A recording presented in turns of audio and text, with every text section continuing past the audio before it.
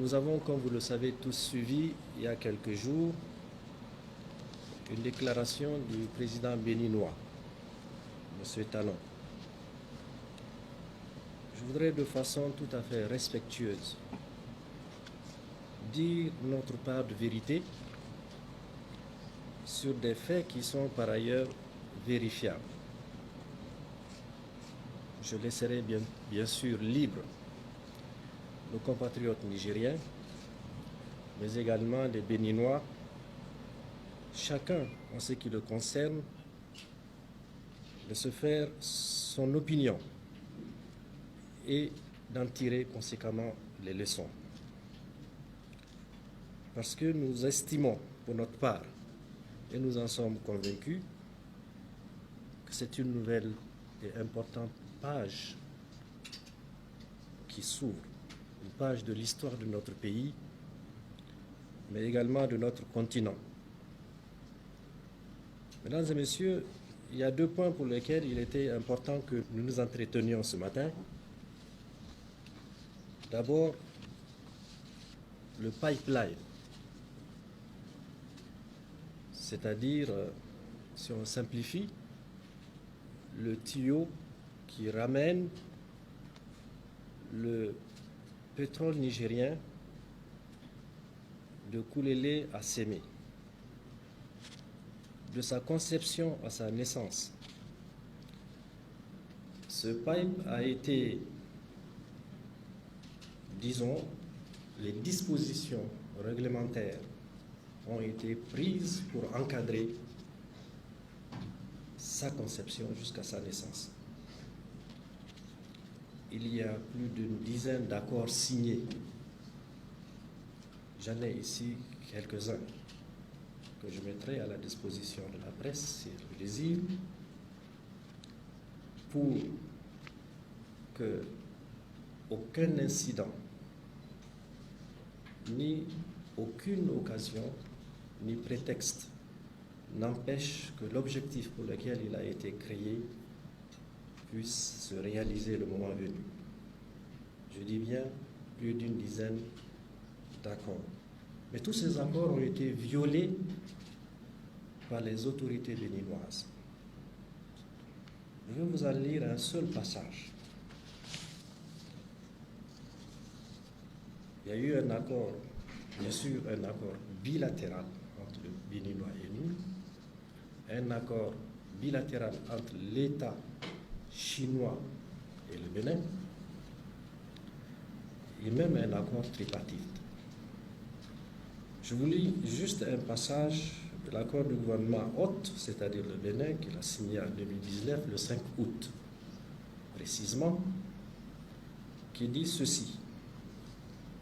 L'État béninois le modifiera, l'annulera, le résiliera, le déclarera invalide ou inopposable, ni ne cherchera à éviter ou à limiter d'une manière, d'une autre manière, c'est bien précisé, les effets du présent accord, de tout autre document de projet ou document de financement sans le consentement écrit préalable de la société de projet Bénin.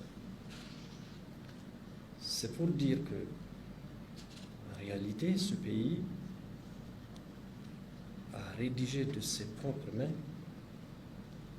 des dispositions qui ne lui permettent, en tous les cas de figure, de prendre la décision qu'il est en train de prendre, c'est-à-dire empêcher que le brut nigérien puisse couler, aller sur la mer et présenter sur le marché international.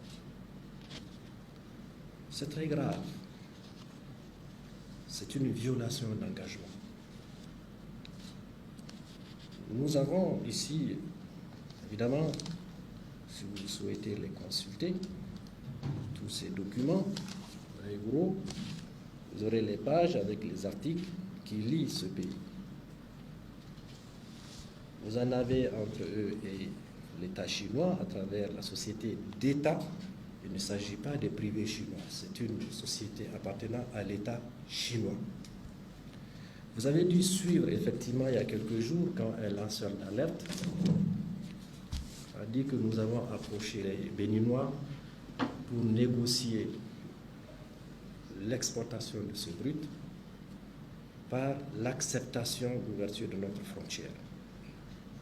Nous l'avons bien sûr démenti en renvoyant dos à dos les Chinois et les Béninois d'abord, mais également en spécifiant que le Niger, qui a toujours respecté ses engagements, s'en tiendra strictement à cette disposition.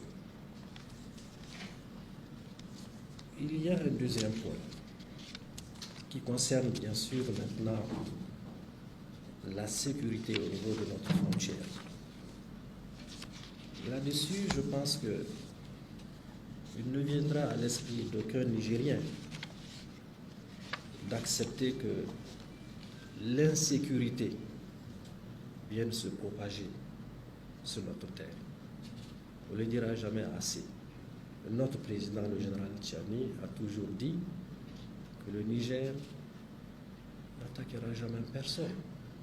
Nous sommes connus pour notre ouverture d'esprit, pour notre hospitalité, pour notre culture de la paix, pour la préservation de nos valeurs culturelles et religieuses. Personne n'a jamais entendu dire que le Niger a agressé un autre pays. Mais le Niger s'est toujours donné les moyens de se défendre dignement. Et il vous souviendra que cette position développée par la plus haute autorité béninoise, en réalité, n'est pas nouvelle.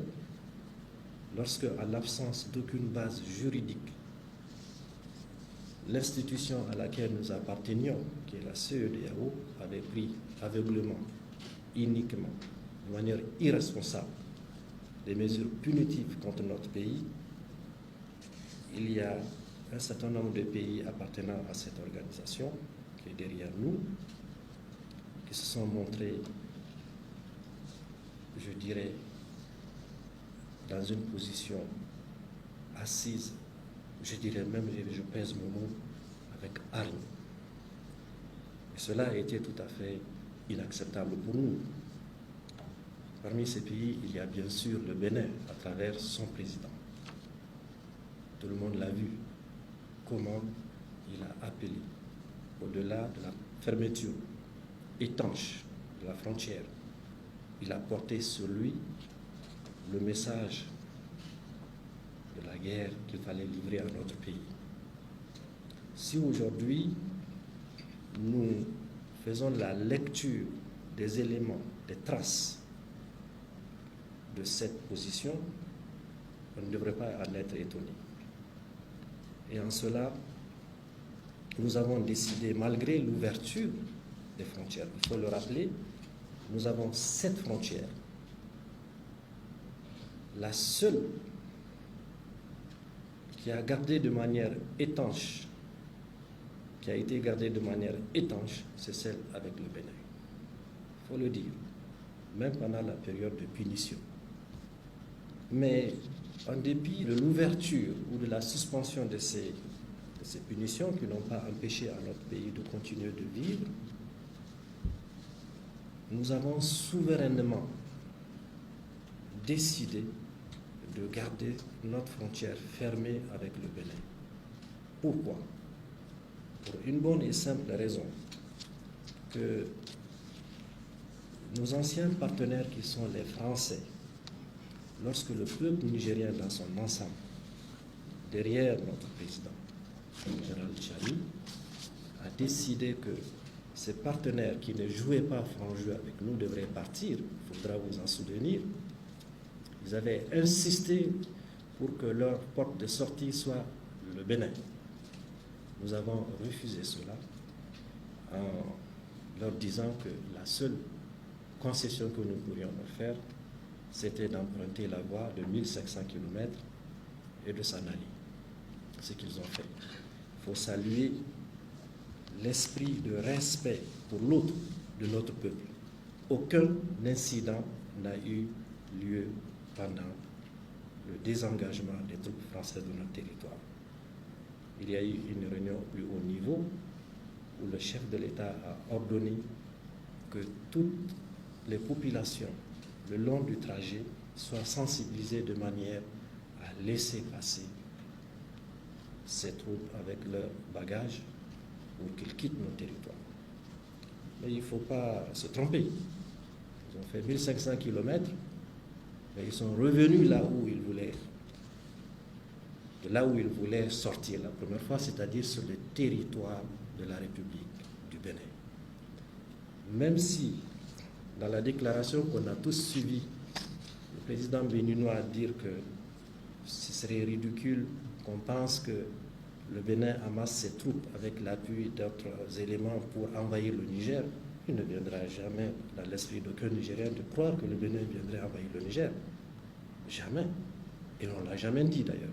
Parce que nous avons dit que sur le territoire de la République du Bénin, il y a des bases, y compris certaines d'entre elles, où on entraîne des terroristes qui doivent venir déstabiliser notre pays.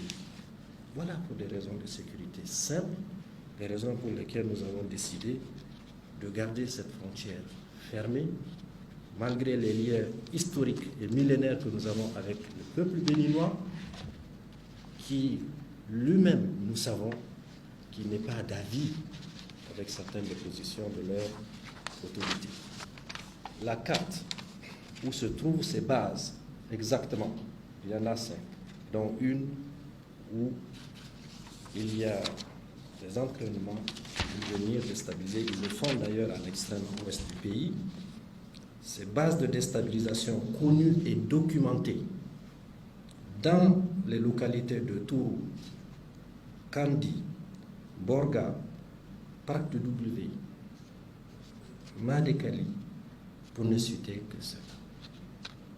Donc ce n'est pas une vue de l'esprit, c'est une vue réelle sur la base d'éléments documentés. Voilà la raison pour laquelle notre pays a dit, pour l'instant, nous gardons fermée cette frontière jusqu'à ce que le Bénin décide de traiter de cette question essentielle. Pour revenir à la question du pipe, comme vous le savez, toutes les règles internationales disent que vous ne pouvez pas empêcher un pays de l'interland, c'est-à-dire un pays qui n'a pas accès à la mer, d'avoir cet accès. C'est une chose sur laquelle nous pensons que c'est aux Béninois de regarder cette situation, de l'analyser et, comme je l'ai dit un peu plus haut, d'en tirer les leçons. Sur la question également des céréales, vous avez dû suivre pour dire que des productions céréalières sont destinées au Niger sous la forme de fraude. D'abord, le Niger n'a jamais demandé que ces céréales produites au Bénin, et donc concernant le revenu des Béninois, rentrent sur notre territoire sous la forme de fraude. Tout ce que nous faisons depuis le 26 et bien avant, c'est de lutter contre la fraude. Donc si les Béninois décident, c'est-à-dire les producteurs, de tenter, malgré la fermeture de frontières, de venir écouler leurs produits, grand bien leur en face. Nous avons laissé, parce que ce sont les mêmes populations de part et d'autre. Et le Niger n'est strictement pas dépendant de ces importations. Il faut le dire. Nous avons aujourd'hui des éléments pour prouver.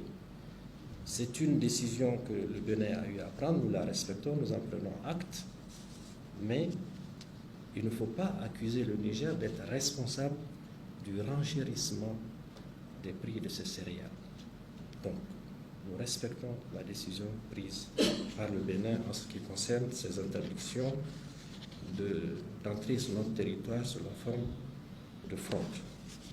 En conclusion, nous disons que cette attitude du Bénin, plutôt au travers de la plus haute autorité, nous rappelle malheureusement une sorte de volonté d'asphyxier le Niger. Et ça n'a pas démarré aujourd'hui.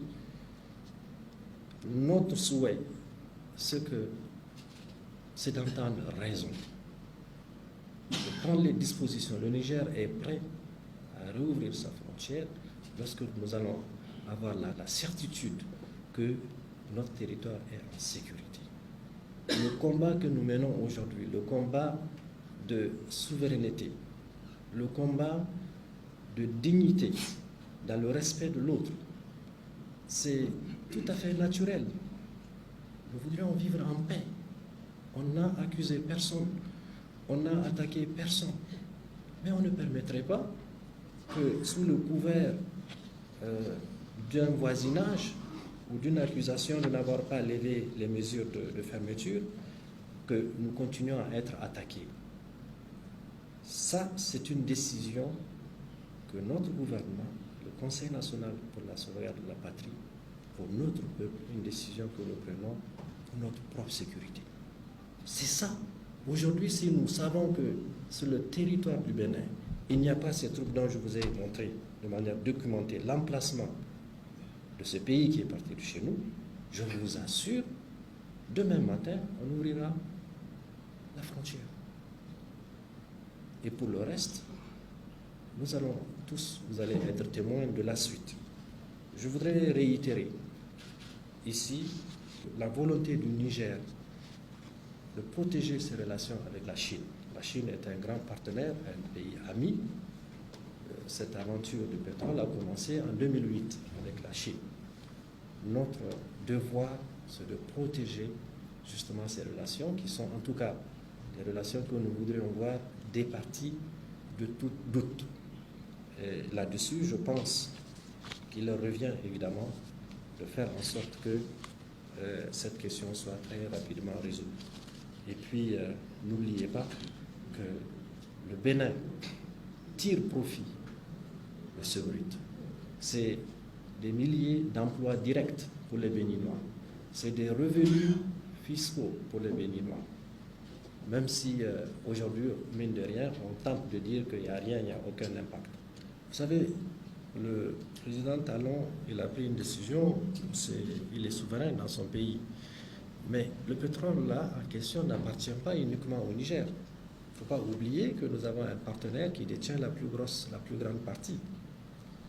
Mais même son propre pays tirera profit de ça. C'est ce que j'ai expliqué. Il y a des revenus fiscaux, il y a du travail pour les Béninois. Je ne pense pas qu'on va en rester là. Pour l'instant, le Niger, qui a toujours respecté ses engagements, respectera ses engagements. Et c'est pour ça que nous avons dit à la partie chinoise également de prendre le relais pour parler, et je pense qu'une solution sera trouvée. C'est mon sentiment. Maintenant, pour la question liée au contournement, n'oubliez pas que le Niger a 7 frontières. Il y en a 6, moins le Bénin.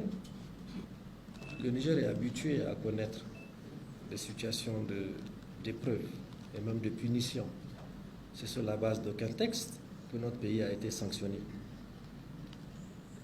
Et le Niger a observé jusqu'à ce que les porteurs de ces décisions iniques, inhumaines et irresponsables reprennent la décision de dire qu'ils revenaient là-dessus.